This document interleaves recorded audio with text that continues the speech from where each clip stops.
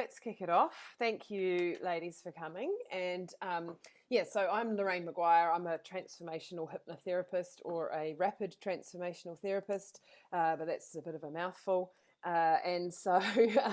Basically RTT, I say for short, all right? So what RTT is it gets to the root cause of our issues a lot faster than any therapy that I've ever done before. So under hypnosis, we can find the root cause of beliefs that are causing weight gain, alcoholism, drugs, procrastination. Basically, if you've got something in your life that you don't want, there'll be a program running. So I always kind of describe it like our minds are like computer programs, and they're running programs just like a computer. So just like a computer, they respond to direct instruction, but we have the element of feelings that can embed things. So for example, if something happens when we're children and we go, oh my God, I'm always going to be alone, because we feel so lonely and hurt and abandoned maybe, then it's like I'm always going to be alone becomes an always being alone program. And then we might make connections, but they seem to fall away, or we might get in relationships, they break up, because we've got an I'm always going to be alone program running. So if I say to my computer, my email system, always send Lisa's emails to my client inbox, then that's a direct instruction to the computer. If I say never, then my mind will never, send them. It'll, if I say send them to spam, it'll send them to spam. And the mind is like that. The difference is, though, things get embedded in us when we have emotional reactions attached to it. So I'm going to talk about some of those, the rules of the mind, how the mind responds to words and pictures. So, for example, I used to get up and say, I'm fat, I'm always going to be fat. And then what was I creating? Fat and always going to be fat. So it was like a direct program, and the mind learns through repetition. So the more I would say those things, the more I would think those things, the more that just became my reality. And so the way that our mind works is that when we're children, we may have had experiences that our mind made a decision for us that then has gone on to become like the program. So some of those programs really are just beliefs. Okay, so beliefs is like, if somebody believes, I always use dogs as an example. So there's a dog on the corner of my road that I believe is quite vicious when it barks. It hasn't done it for quite a few years now. I think it's got old. But if I was going for a walk, I would always walk on the other side of the road, not because I was scared of dogs, but he literally just barks like a maniac.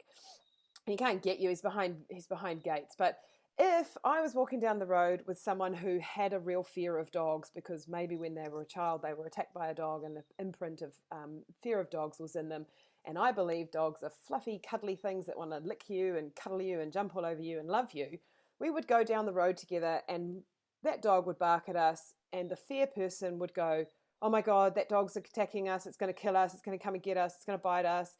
And I'd be going, hello, oh, you're so cute, look at you, you fluffy thing. Are you lonely? Are you saying hello? All because of a belief, because I believe this dog is fluffy, cuddly, lovey, and this person believes that the dog is not. It's this, and our mind will go to prove our beliefs. So God is another one. People that really believe in God, they want to prove there's a God, and people that don't believe in God want to prove there's no God. It's like we want to prove our beliefs. So if my belief is, I'm fat, I'm always going to be fat, I'm never going to be slim, then our mind and body are going to work together to prove that over and over again. We're going to end up, getting into dropping weight, becoming fat again. Because if we have a I'm fat and I'm always going to be fat program, we can do all the things that we want to do to lose weight, and then boom, So I can be like, I want to be slim, fit, and healthy, and my subconscious belief can be, I love cake. And so every time I try and be slim, fit, and healthy, my mind keeps making me eat cake. Okay, so there's certain things that when we have these beliefs deep in us, it's not like some of us will be aware of these things consciously. Some of us will be saying and doing things, and you can start to hear your beliefs by listening to yourself talk or listening to your thoughts. So if you get up in the mirror and you're like, I'll just mute Lisa, who's just come in, because it reflected back on me. If you get up and the first thing in the mirror is I hate myself, then that's that's already getting a program into ourselves, right? Because we become what we think about. So I'm just going to talk about, like, last time I think I did this, I had, like, like things like this that actually showed I'm fat, I'm always going to be fat. And that was me at, closest to my biggest size. So I got up to about 104 was the last time I weighed myself, but I think I actually got bigger, but I just didn't weigh myself anymore after I got over the 100 because it freaked me out. And so, I've rewired my brain using hypnosis to change a lot of those beliefs, and I keep doing it. I mean, I recorded tonight's session on a practice today, and I went back to another scene, which I'll tell you about later. So the mind also takes you away from pain and towards pleasure. So whatever we link pain and pleasure to, that's all right, Lisa.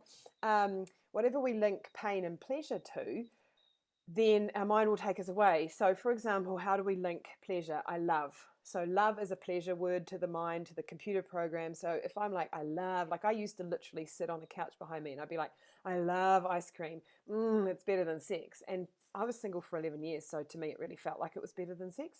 I know today that's not. And so, like I would literally be like, oh my God, I love this. I love this. It's amazing. It's delicious. If we're eating things like that, we're heightening the pleasure. So then if we have some pain, I had a shoulder injury and I sat in a cafe and my mind said, when you leave here, you're going to buy the chocolate brownie and take it with you for afternoon tea. And I just went, okay. And then I went, hang on a minute, what's that all about? I don't do that stuff anymore. And my mind and body said, you're in pain and I want you to have some pleasure. And so I can go today. That's actually, I'm still going to have the pain of the shoulder injury. The chocolate brownie's not going to take away that pain. But we learn these things by when we fall over as a child and mummy gives us a lollipop, and she says, oh, darling, it's okay. Don't cry. Here, have a lollipop. And so what do I learn? Oh, whenever I hurt myself, sugar's going to make me feel better. Now, that might work for a 3-year-old, 5-year-old, 7-year-old, but actually, if you came to me and you said, using COVID as an example, COVID's mucked my business up. I'm not getting clients. I can't afford to pay my mortgage. I'm going to lose my house, which is causing stress in my relationship. Me and my partner are fighting all the time because of it. I'm going to lose my relationship in my house. And I went, oh, here, have a lollipop. You'd be like, what? But that's what we're doing to ourselves when we have these beliefs that, food's going to comfort me, or I love this, or it's going to help me when I'm in pain. And so lots of us have these experiences that we had when we were children that have embedded some of these things in us. And then we go out and we do it. What causes pain other than actual physical pain? So, we might have hurt ourselves and been given a lollipop, or we might have had an early relationship breakup and been upset and watched, what's that one where she wears the big undies and eats ice cream? Anyway, that movie. And we all get taught by TV and movies that, when you feel sad, you're supposed to sit there and eat ice cream. And so we learn to comfort ourselves with food. Other ways that we link pain to things is through the word hate. So I hate is anything we say I hate will equate with pain. So if I'm saying I hate exercise, I hate going to the gym, then if I'm going to sit at a traffic light and I can turn left to go to the gym or right to go home, I'm going to go right because I hate the gym. I hate exercising. I hate it. So when I started doing this, I started doing one, I was at almost 100 kilograms. I started doing one aqua class a week, one aqua boot camp. And I started to say, I love this, I love this, I love this, I love this, I love aqua boot camp, I love this. And she'd make us run up and down these hydro slide stairs. And I did actually love going down the slide because that was like being a kid again. But running up them at 100 kilos is not fun. And then doing press-ups on the side of the spa pool and all of this. And I'd be like, yeah, woo. And I'd be doing this and all these other ladies in the group would be looking at me. But I was like, I'm just testing out all these new things that I was learning. And so I started to say, I love this, I love this, I love this, I love this, I love it, I love it, I love it, I love it. And I really overdid it. I hammered it. So to the morning that when the heavens broke and thunder and lightning and it was 6 a.m. pitch black, the alarm went off, or 5:30 or whatever it was. And my mind went, I went, nah, I'm not gonna go today. I'm just gonna stay in bed. And I turned my alarm off, rolled over, and my own mind went, but you love this. And I got up and I got out of bed and I was putting on my swimming costume and I was like, what? How am I doing this? because your mind is a biofeedback machine. If you tell it you love something, it'll take you towards it. If you tell it you hate something, but you have to do it enough. You know, like once or twice isn't enough. You have to do it enough, and you have to do it with feeling. Even if you don't really feel it at first, you kind of just, I love this, as I'm running down the road in absolute agony. Now, if you're in real agony and real pain, I don't advocate for that, you know. But if it's just like, oh, I really don't want to do this type of agony, you know, like switch those thoughts. I love it, yeah, woo. And I do this with my partner, and he thinks I'm a bit nuts. A lot of us have beliefs that when we were children, we didn't feel like we were significant. We didn't feel like we were important. We didn't feel like we were seen, you know? And so to be seen, our mind was like, well, I know how to make you be seen. I'll just make you bigger. And so the mind it's not logical all the time. It's not like, well, hang on a minute, you know, because then on the other side of that, sometimes we need to hide. So for me, I had a lot of unwanted male attention, rape, sexual abuse in my past. And my mind decided that for me to be protected from men, I needed to be bigger, because then men weren't going to find me attractive, men weren't going to hit on me, and I was going to be safe. Now, that wasn't true, but that's what my mind believed when I was, you know, young. And so we can have, some people think I need to be big to be safe and not seen, and other people have, I need to be big to be seen. So everybody is different. Everybody has picked up these beliefs from when they're children.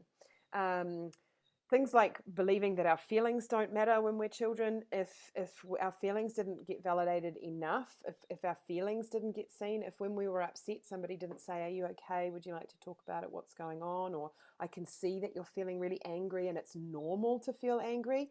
Like I was sent to my room a lot when I was angry or upset, big emotions. And so I was left in my room with no ways to deal with this. So I learned, oh, you don't show these things. So I pushed them down with drink, drugs, smoking, food, TV, books, movies, you know, like anything to just not feel. And I realized when I first started on this journey that, you know, I was like a 40-year-old woman sending myself to my room whenever I had big emotions. And my room was a 3-bedroom house now. But I would come here, I'd it all out, and then I'd go back out to the world and go, everything's okay, when it really wasn't, and then eat. And so now, unfortunately for my partner, he gets to see all my emotions, whether he likes it or not. Food comforts me, like I've said, that's a big one. Food makes me happy. So a lot of people can have connection to food makes us happy. So a lot of people, when I do sessions one-on-one, they might go back to scenes with Nana, and you know, like Nana is giving them, you know, lots of love, giving them attention, baking. You know, like my Nana baked so much that, you know, when you went round to her house, it always smelt of baking. I mean, I used to love scones until I became gluten-free, because I've never found a good gluten-free scone. And that, you know, like you'd have these associations. And so when you're eating those, for the moment that you're eating it, like how many people have had that moment where you're eating something and you feel good, and then instantly afterwards you feel shame or guilt or remorse and you beat yourself up? That's that in that moment only I felt the pleasure or the numbness or whatever it was that I was seeking in that moment. And then all the feelings rush in. And so then what the mind does, it goes, oh, this is painful, this guilt, this shame, this remorse about eating what you've just eaten. Have another ice cream, because that's going to make you feel better. Then you'd eat your next one. You feel, oh, I feel okay now. And then it all, you know, that's how we get into these cycles, because we've got these beliefs. A lot of people were rewarded with food when we were children, you know, so you celebrate on a birthday, you get all these fabulous foods, Christmas. You know, one of my prior clients, she would bake something to, you know, you know, she gave food. It was like when I drank alcoholically, I gave alcohol or alcohol related gifts to everyone, whether they wanted it or not, you know. And she gave food or food related things to everyone. She would bring things into work, because she learned that the way you show love is through food. Then we have beliefs of like, I'm not lovable, I'm not enough, and I'm not worthy. Now, if we don't think that we're lovable and enough and worthy, why would we work out? Why would we eat healthy? Because we're not worth it. We don't deserve it.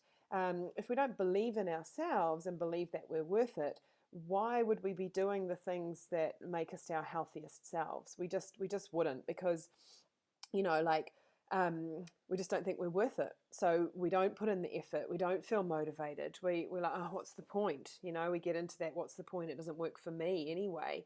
So a lot of people have that belief as well, that it works for everyone else, but it doesn't work for me.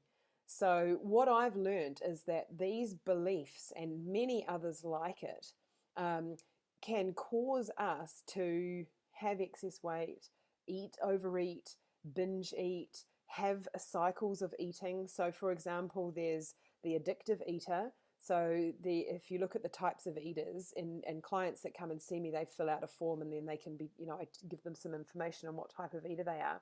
So, the addictive eater, so I was the addictive eater that was addicted to sugar. So, so for me, it was sugar. For other people, it can be carbs. Potato chips is a big one I see. Peanut butter. Peanut butter on toast, peanut butter sandwiches, peanut butter comforts me. That's quite a regular one. That was one of mine. I had peanut butter. I still have peanut butter in my protein smoothie, but I don't have layers of butter and peanut butter on toast anymore. So addictive eaters, we get addicted to the food itself. So most people with an addictive eating behavior, we have to remove that food altogether. We might be able to, under hypnosis, depending on the level of addiction, be able to get to a point of take it or leave it, have it in moderation. But if you slip back into old behaviors, then it needs to be all or nothing. So that's like for me, I don't drink, I don't drug, I don't smoke, but I can be 90 to 95% sugar free. I don't do the full deprivation. Thanks for the thumbs up. Is that a thumbs up, just a yes, or a thumbs up you want to ask a question? Leanne, you're on mute.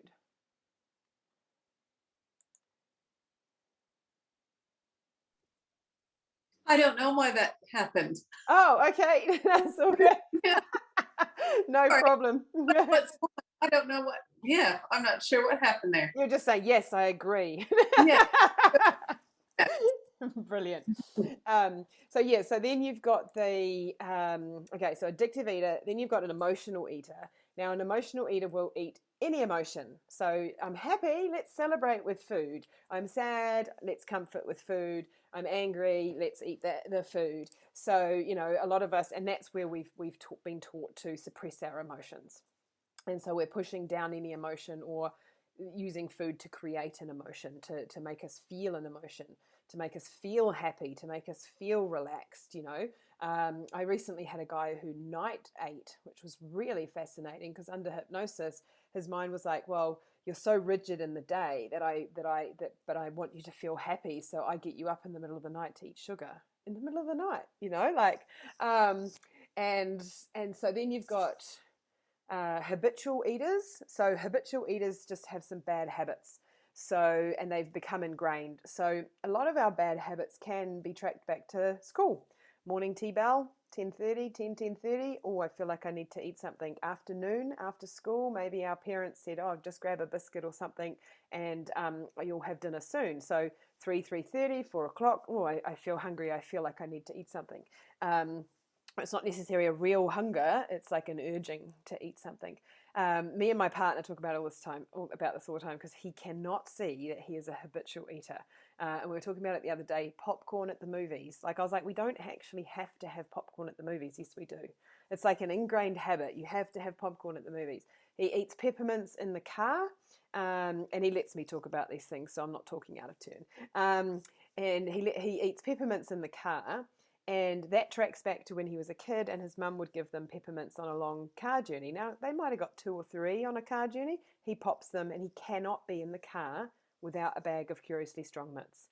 And so, it's become a habit, and, slightly addictive there too. And I'm like, do you know how much sugar is in a couple of Curiously Strong mints? But I'm not taking it away from him, because his mum died, and so it's a comfort thing for him too at the moment. So yeah, we get into these bad habits, eating at certain times, late night eating can just be a habit. Some people were taught have a little snack before you go to bed, when actually maybe we need to be going to bed not on a full stomach, not on a fully empty stomach either, but enough so that we heal overnight. So we've got addictive eater, emotional eater, habitual eater. The unaware eater just doesn't know what's good and what's not good. And that can be because we grew up in households where we were given takeaways all the time. We were taught that sugar-free products, fat-free products are good for us, when fat-free products may be really high in sugar because they're trying to give the flavor that way. And then sugar-free products are full of the chemical, which, to be honest, gives me the shits every time I have it, or really bad wind. And then you've got the destructive eater. So the destructive eater is the self-sabotage. So we drop weight. I was the destructive eater. I was a mixture of all of these eaters, but my main ones were addictive, emotional, and destructive. The destructive eater can have had situations like I had. So anytime I got smaller and slimmer, and somebody would say, maybe a colleague at work or somebody out and about would be like, "Oh, you're hot," or something, boom, the weight would come back on because I needed to have that as protection. Getting down to close to your goal weight and then sabotaging and eating it all again. That's the destructive eater. We destroy all the progress that we've done. And then you've got the angry eater. So the angry eater is different to the emotional eater, because the emotional eater eats on everything, including anger. But the angry eater just really eats their anger, suppressed it. So I was, not allowed to be angry. I wasn't allowed to express anger as a child. Everyone else was allowed to be angry, but oh no, good girls, good girls not allowed to be angry. And so I don't like other people's anger, and I also would push down my own anger. So, that's just a little bit of an overview about the different types of eaters. So depending on each eater depends on how I help clients. Depending on, if it's a client that's an emotional eater, then I'm going to try and help them to deal with their emotions without needing food. Healthy ways to express anger, healthy ways to protect yourself without the need to be overweight. These layers of beliefs, and others like it, block us from being our healthiest selves. They may be different to what I've said. People have, there's so many that like I could go through my client files and pull out all the different stories, and you'd be like, oh yeah, I've got that one, or I've got that one, but everybody is kind of different. And so I've kind of scratched the surface a little bit. But does anyone have any questions? Feel free to unmute yourself and ask any questions.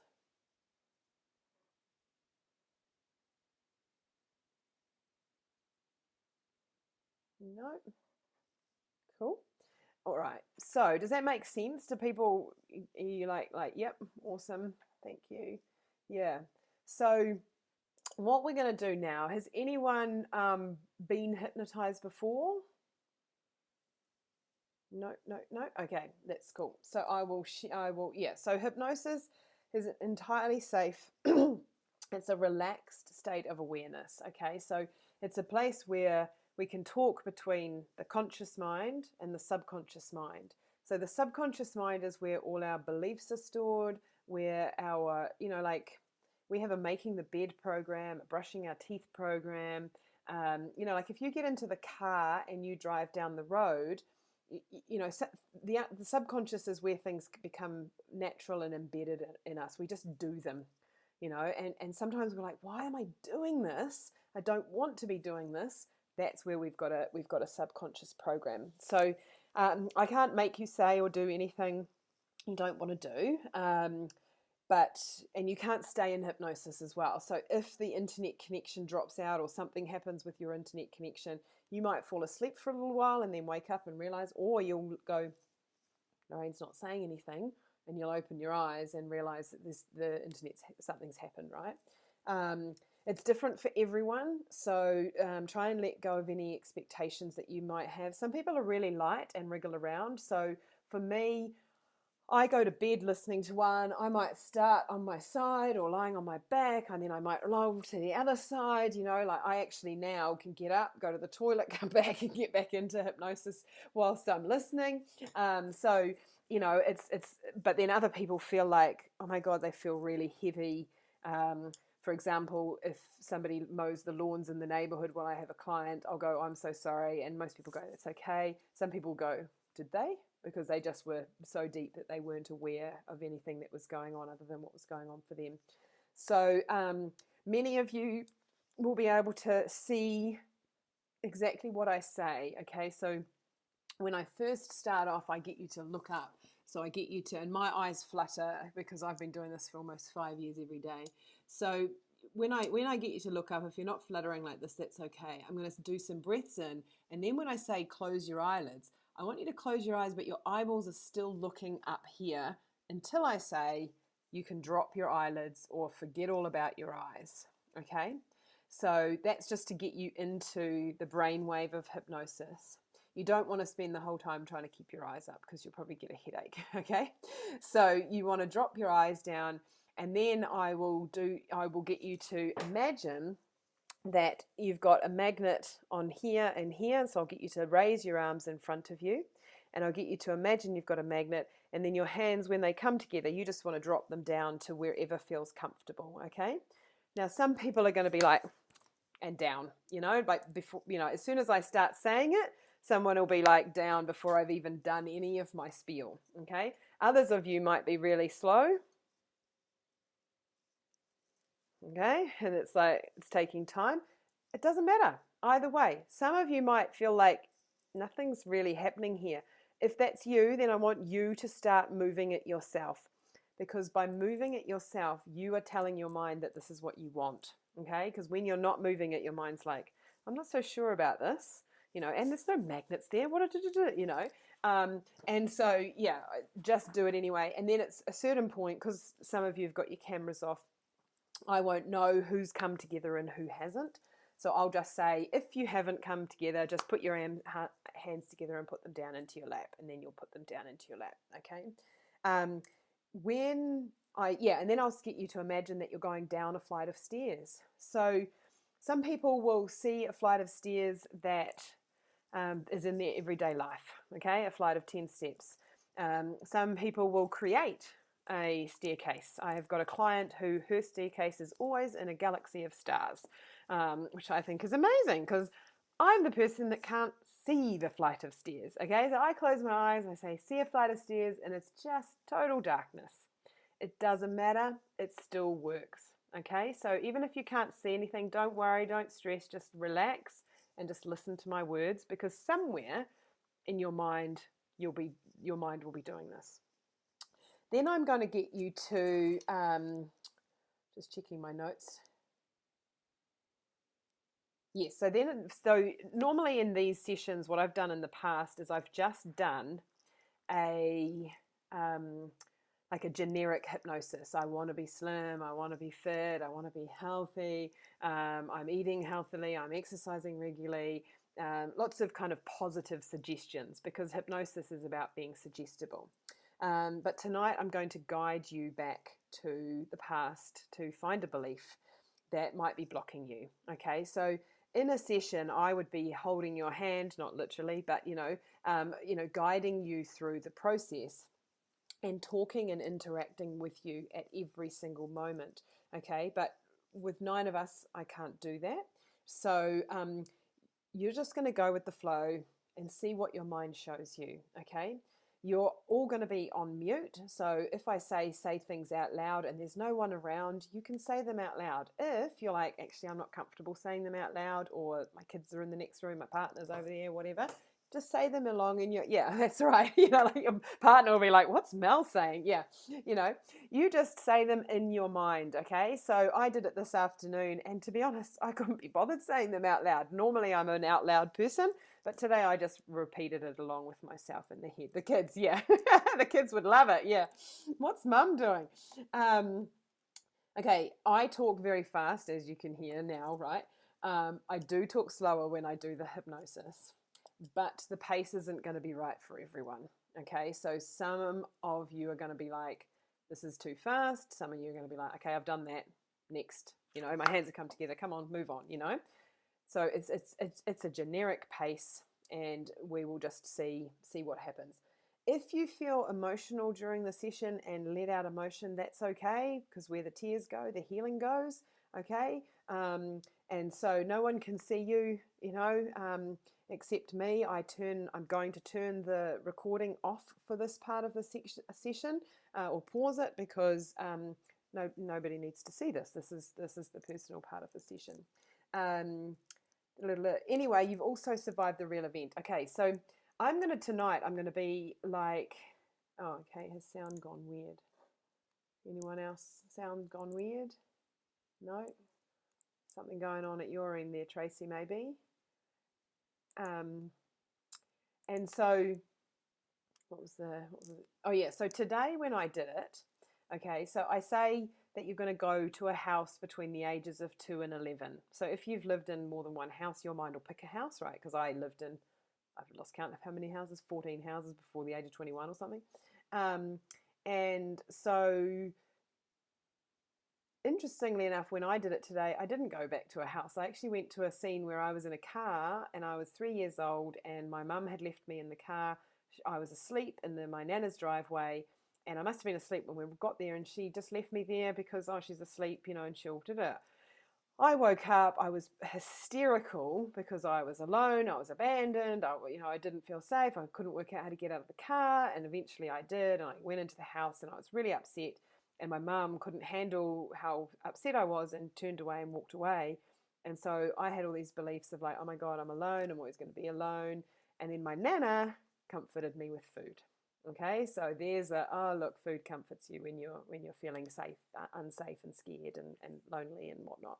So if you don't go back to a house and a bedroom, if you go somewhere else, that's okay too. Just see what you can learn from it. See what you can come up with. If you don't go to anything, just listen along and just enjoy the recording. There may be part of your mind that's going, I'm not willing to do this just yet, and that's okay too. So I'm also going to do a bit of generic, positive affirmation stuff too. Before I set you off, you're going to be in a comfortable position. Does anyone have any questions about what I've just shared and how it's going to be? Any questions about like how to be during the hypnosis? Can we turn our own videos off during it? Yes, if you want to, yeah. Thanks. Yeah, I used to say I wanted everyone's faces on the screen because I was like, oh, what if somebody's having an emotional reaction? But I realized actually we're all grown people. We can deal with our emotional reactions. And if you do have a really strong emotional reaction, what we can do is we can have a catch up, like on the phone or something. If there's something that's come up that you need to have a chat about, like either tonight immediately afterwards. I mean, there'll be time for questions and feedback at the end anyway. So, yeah. Awesome.